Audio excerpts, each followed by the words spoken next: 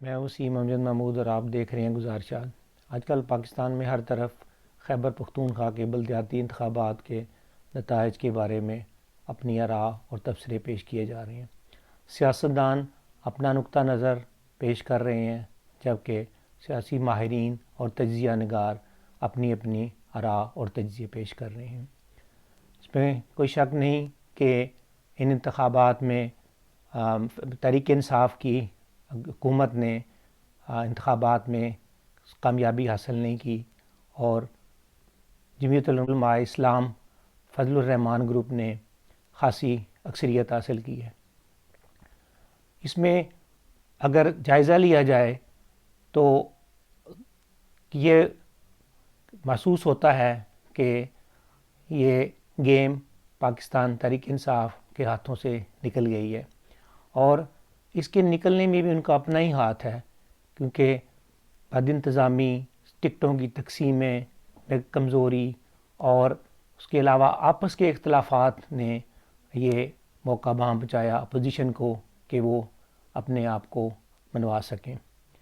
Opposition میں اگر کسی نے فائدہ حاصل کیا ہے تو وہ جمعیت العلماء اسلام فضل الرحمان گروپ ہے، اور مولانا فضل الرحمان اس فتح کے بعد آپ یہ دعویٰ بھی کر رہے ہیں کہ ہم اس حکومت کو جڑ سے اکھاڑ پھینکیں گے، جبکہ پاکستان مسلم لیگ نون کے ترجمان تبدیلی کی واپسی کا اشارہ دے رہے ہیں کہ اب یہ واپسی کا وقت آ گیا ہو۔ پیپلز پارٹی والے اپنی توجیہات پیش کر رہے ہیں۔ اس میں کوئی یہ بھی شک نہیں ہے کہ پاکستان مسلم لیگ نون کو اتنی ہی سیٹیں ملی ہیں جتنی انہوں نے 2018 کے الیکشن میں صوبائی اور قومی اسمبلی میں کے پی کے سے لی تھی۔ اصل گینر اس میں فضل الرحمان گروپ جمعیت العلماء اسلام ہے۔ اگرچہ عوامی نیشنل پارٹی نے کچھ سیٹیں لی ہیں، لیکن وہ بھی ضلع مردان کی ایک پارٹی بن کر رہ گئی ہے۔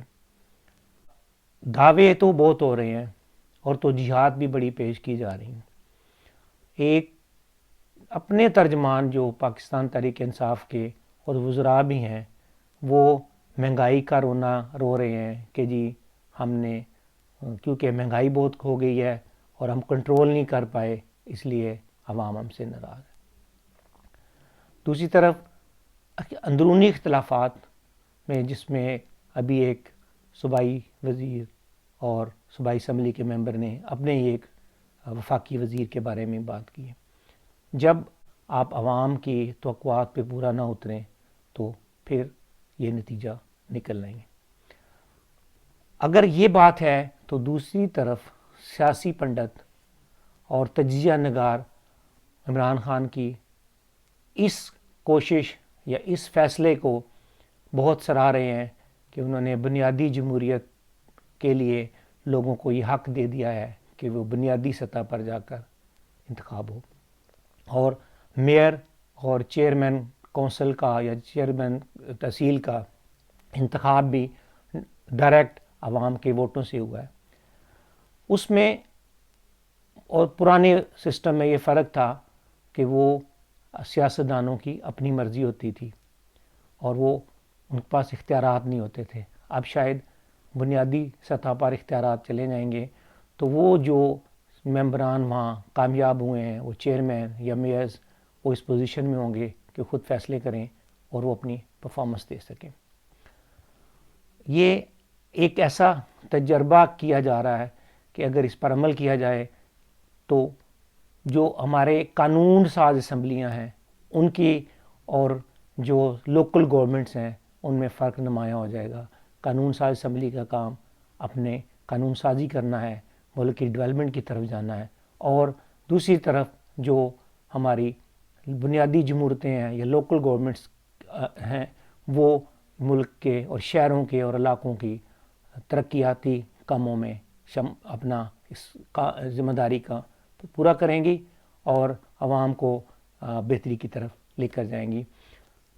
پہلے عرصہ سے یہ سسٹم مفلوج تھا، اور وہاں پر جو نگران تھے یا یونین کونسل میں یا جو سٹی کونسل میں یا ڈسٹرکٹ کونسل میں گورنمنٹ ملازمین سی ایس پی آفیسرز ہوتے تھے، ان کی نوکری ہوتی تھی 2 مہینے رہے، 3 مہینے رہے، 2 سال کے بعد ٹرانسفر ہو جاتی تھی، ان کی کوئی ذمہ داری نہیں ہوتی تھی، انہوں نے جا کے عوام سے ووٹ نہیں لینا۔ اب جب یہاں پہ انتخابات کے بعد جب حکومتیں بنیں گی تو جب وہ ذمہ داری ہوگی کہ اگلے الیکشن سے پہلے پہلے وہ کتنا ڈیلیور کرتے ہیں اور کیا کچھ وہ عوام کی توقعات کو کتنا پورا کرتے ہیں۔ اگر آپ جائزہ لیں تو تحریک انصاف کی حکومت جب بنی تو یہ کوئی آرگنائزیشن یا تنظیم نہیں تھی، یہ لوگوں کا ایک مجمع تھا جو عمران خان کے اس نعرے یا سلوگن کو اس بات چل پڑا کہ میں لوٹی دولت واپس لاؤں گا، کرپشن کو ختم کروں گا اور ملک میں روزگار مہیا کروں گا۔ عوام اس کے ساتھ چل پڑے اور خاص کر نوجوان طبقہ ان امیدوں اور آسوں کے ساتھ کہ یہاں بے روزگاری بہت ہے، ہمیں ایک ایسا شخص جو ایک کرکٹ کا کیپٹن بھی رہا ہے، جس نے شوکت خانم ہاسپٹل کو بھی طریقے سے چلایا ہے، شاید وہ ملک کو بھی چلا سکے۔ لیکن کیونکہ آرگنائزیشن نہیں بنی، تحریک انصاف پارٹی تو بن گئی لیکن ایک تنظیم نہ بن سکی۔ تنظیم اس لیے نہ بنی کہ عمران خان جو پہلے خود تنظیم کا دعویٰ کرتے تھے وہ اپنی ٹیم، اپنی ہی پارٹی کو آرگنائزیشن نہ بنا سکے۔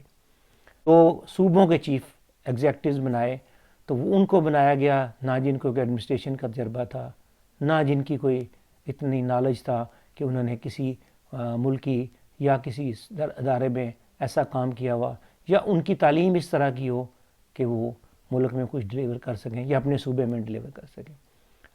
شروع میں تو اتنی عجیب باتیں ہوتی رہیں کہ دونوں وزراء اعلیٰ نے کیا کیا باتیں نہیں کی اور لوگ اس کے اوپر اعتراض بھی کرتے رہے۔ عمران خان صاحب کو لوگوں نے اور ان کے خاص کر ان کے حمایتیوں نے، جو وہ تجزیہ کار جو ان کی تعریفیں کرتے تھے، جو ان کے آنے کا ایک نیک شگون سمجھتے تھے، انہوں نے بھی ان کو سمجھانے کی کوشش کی، لیکن عمران خان اپنی ضد پہ اڑے رہے۔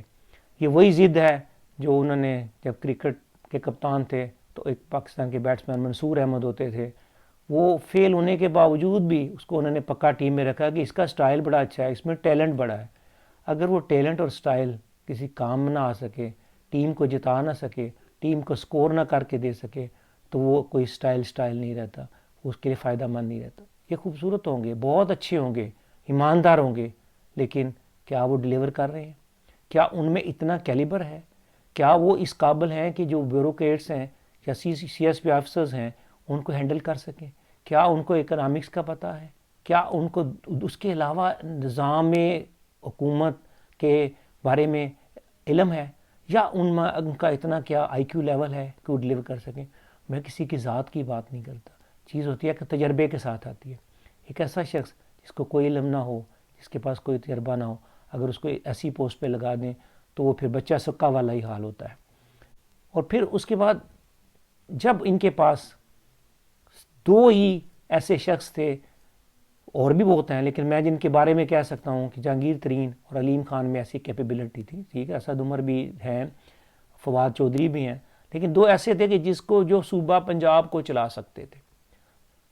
ان میں ایک تو بیچارے چینی آٹا سکینڈل کا شکار ہو گئے اور اس کے ساتھ ان کے خلاف جو ان کے بینک ٹرانزیکشن کا مسئلہ تھا اس کی وجہ سے نااہل قرار دے دیے گئے۔ دوسرے علیم خان اپنے آپ کو کلیئر کر کے آئے، لیکن شاید ان کے اوپر عمران صاحب کو اتنا بھروسہ نہیں تھا کہ ان کو اس طرح کی وہ کوئی ذمہ داری دے سکتے۔ یہاں فرنٹ پہ آ کر کھیلنے والے بندے کی ضرورت ہے۔ عمران خان کو یہ اندازہ لگانا چاہیے کہ جب پاکستان کی کرکٹ ٹیم کمزور تھی تو اس وقت وہ خود بیٹنگ بھی انہوں نے کی، بولنگ بھی کی اور فیلڈنگ بھی کی اور ٹیم کو حوصلہ دیا۔ یہاں وہ کنڈیشن نہیں، یہاں کیونکہ گراؤنڈ بہت بڑا ہے، ہر جگہ وہ کور نہیں کر سکتے، تو ان کی ٹیم میں ایسے لوگ ہونا چاہیے جن کی کیپیبلٹی ہو، جن کی ورتھ ہو، جن کے اوپر لوگ اعتبار کریں۔ آج عمران خان نے اس شکست کے بعد ایک ساری تنظیمیں توڑ دی ہیں اور ایک نئی آرگنائزیشن بنائی ہے۔ تو کیا ہے نئی آرگنائزیشن؟ کیا کیا انہوں نے؟ ان نئی آرگنائزیشن میں وہی وزراء انہوں نے ڈال دیے ہیں جس میں کسی پہ کچھ نہ کچھ ایسا الزام ہے یا کوئی نہ کوئی شکایتیں ان کے بارے میں۔ کیا وہ وزیر ہوتے ہوئے حکومت کو چلائیں گے یا سیاست میں حصہ لیں گے اور وہ اپنی تنظیموں کو درست کریں گے۔ الیکشن کمیشن کے ضابطۂ اخلاق کے مطابق کوئی وزیر کسی الیکشن اور کسی جلسے جلوس میں شامل نہیں ہو سکتا۔ بہت ساروں کو شو کاز نوٹس ملتے ہیں۔ تو کیا اگر عمران خان بنیادی جمہوریت میں یورپ کے یا ترقی یافتہ ملکوں کی کاپی کر رہے ہیں، تو کیا یہاں پہ ایسا نہیں ہے کہ کوئی 10 یا 15 بندے ان کو ایسے مل سکیں جو حکومت سے باہر رہ کے اس آرگنائزیشن کو ٹھیک کریں اور اتنا بڑا ان کا کیلیبر ہو کہ وہ نظام سسٹم اور نظام حکومت کو بہتر کر سکیں اور سیاسی نظام کو جو پاکستان تحریک انصاف ہے۔ اگر دوسری طرف جائیں تو اپوزیشن نے بڑا اچھا کھیلا ہے۔ مولانا فضل الرحمان کو نون لیگ نے اس طرح سپورٹ کی ہے کہ وہ اپنی سیٹیں جیت گئے ہیں، اگرچہ اس میں پاکستان مسلم لیگ کو فائدہ نہیں ہوا، ان کو وہی 3 ہی سیٹیں ملی ہیں، 3 ہی چیئرمین شپ ملی ہیں، لیکن ہوا کیا ہے کہ انہوں نے ایک بڑے مخالف کو ہرانے کے لیے ایک اپنے حلیف کو مدد دی ہے۔ اور اب کیونکہ بنیادی جمہوریتیں آ گئی ہیں تو مولانا فضل الرحمان کی پارٹی کو بھی یہاں پہ ڈیلیور کرنا ہے، اور یہ 1.5 سال 2 سال کا جو عرصہ ہے، اس میں اگر وہ ڈیلیور کریں گے تو اگلے الیکشن میں وہ فائدہ اٹھا سکتے ہیں۔ اگر وہ ڈیلیور نہ کر پائے تو پھر کیا ہوگا؟ یا تو پاکستان مسلم لیگ نون اس پوزیشن میں آئے گی کہ وہ اگلے انتخابات میں اپنی پوزیشن حاصل کر لے۔ میں صرف صوبہ سرحد تک کی بات کر رہا ہوں۔ یا پھر اگر مسلم لیگ کو چھوڑ کر پاکستان تحریک انصاف اپنی اختلافات کو دور کر کے اپنی تنظیم کو بہتر کر کے لوگوں میں یہ دوبارہ موٹیویشن لے آئے کہ یہ حکومت جو ہے آئندہ 5 سال کے لیے ڈیلیور کر سکتی ہے، تو الیکشن میں وہ بہتر ڈیلیور کر سکتے ہیں۔ لیکن اصل بات یہ ہے کہ اگلے 1.5 سال میں انہوں نے کیا کرنا ہے۔ اگلا 1.5 سال میں کیا یہ ملک کو معاشی ترقی کی طرف لے جائیں گے؟ شرح نمو ملک کی بڑھ سکے گی کہ یہ نہیں بڑھ سکے گی؟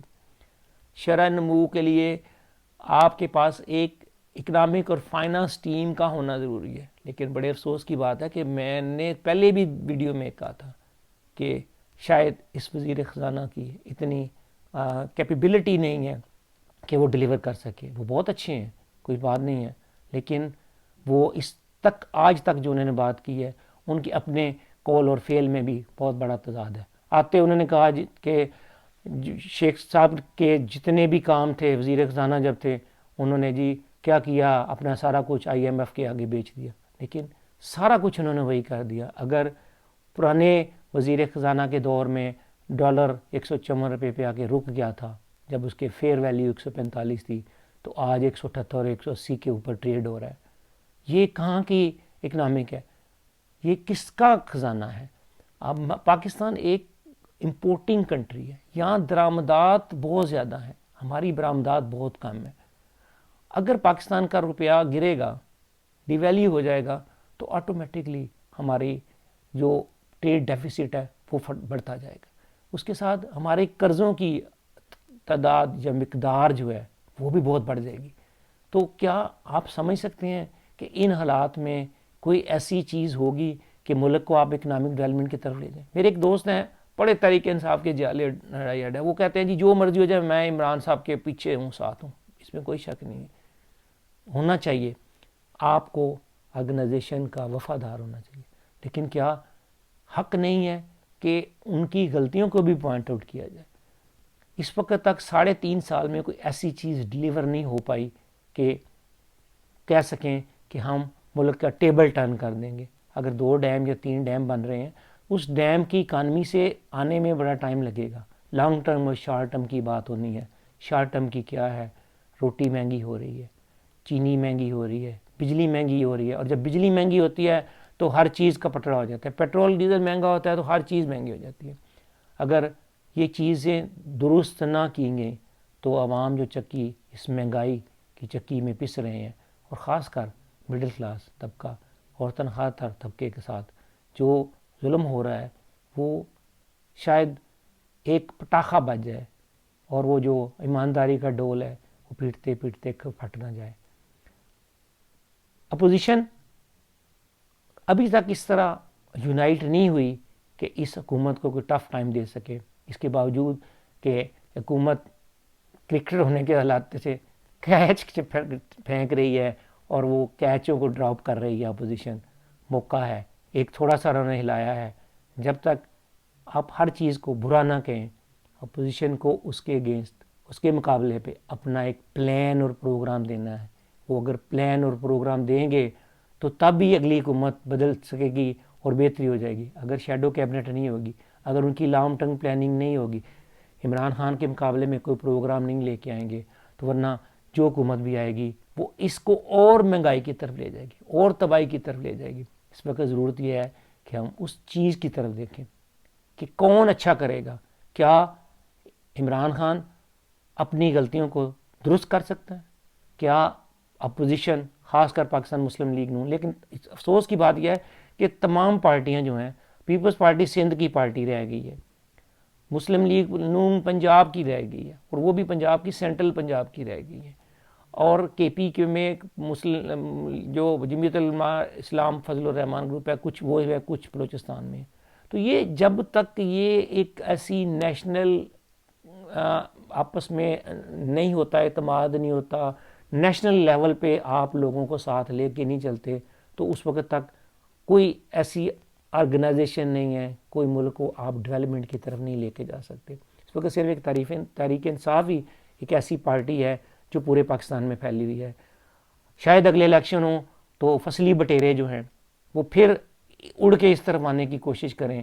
اگر یہ جتنی سیاسی جماعتیں ہیں, خاص کر جو بڑی جماعتیں, پاکستان مسلم لیگ نون اور پاکستان تحریک انصاف اور پاکستان پیپلز پارٹی, یہ فیصلہ کریں کہ ہم نے اپنے اپنے ڈھائی ہارٹ کو ساتھ لینا ہے, تو تب ہی ملک کی طرف آتا ہے. ملک کا سوچنا ہے.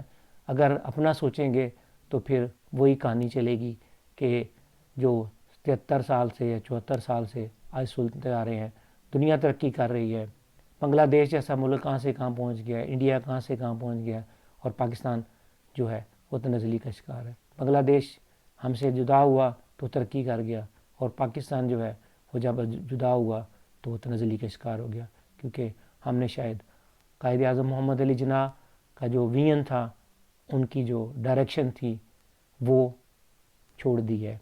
آج بھی بڑی تقریریں ہوئیں پاکستان مسلم لیگ نون کے, جس میں اس بات کو اعادہ کیا گیا کہ ہمیں بائسنس کو چھوڑنا ہے, تعصب کو چھوڑنا ہے, فرقہ واریت کو چھوڑنا ہے, اور جو اس وقت فنڈامنٹلزم کی بات ہو رہی ہے, جو ٹیررزم کی بات ہو رہی ہے, اس کو ختم کرنا ہے. ہم آہنگی ہونی ہے, تمام لوگوں کو برابری کا درجہ دینا ہے, چاہے وہ اقلیت ہے, چاہے وہ مذہبی اقلیت ہے, چاہے اسلامی کی اقلیت ہے, کسی طرح کی اقلیت ہے, سب کو مل جل کے چلنا ہے, چاہے وہ نسل ہے یا رنگ ہے, اس کو سب کو چھوڑنا ہے. اگر یہ کام کریں گے تو یہ بنیادی جمہوریتیں جس طرح بن رہی ہیں, اور یہ سارے اگر اس کے اوپر یو ٹرن نہ لیں اور آئندہ کے لیے پلان بناتے رہیں, تو پنجاب کے الیکشن, سندھ کے الیکشن اور بلوچستان کے الیکشن کہ تمام اسی لیول پہ ہو جائیں, 2 لیول کر لیں, بنیادی جمہوریت کو علیحدہ کر دیں اور قانون ساز اسمبلیوں کو علیحدہ کر دیں, تو ملک ترقی کرے گا. لیکن شرط یہ ہے کہ ایمانداری کے ساتھ, ملک کی لائلٹی کے ساتھ اور قائد اعظم کے ویژن کے ساتھ ہم چلیں گے تو ملک ترقی کرے گا. اگر میری یہ گزارشات آپ کو پسند آئی ہیں تو ان کو سبسکرائب کریں, لائک کریں اور شیئر کریں.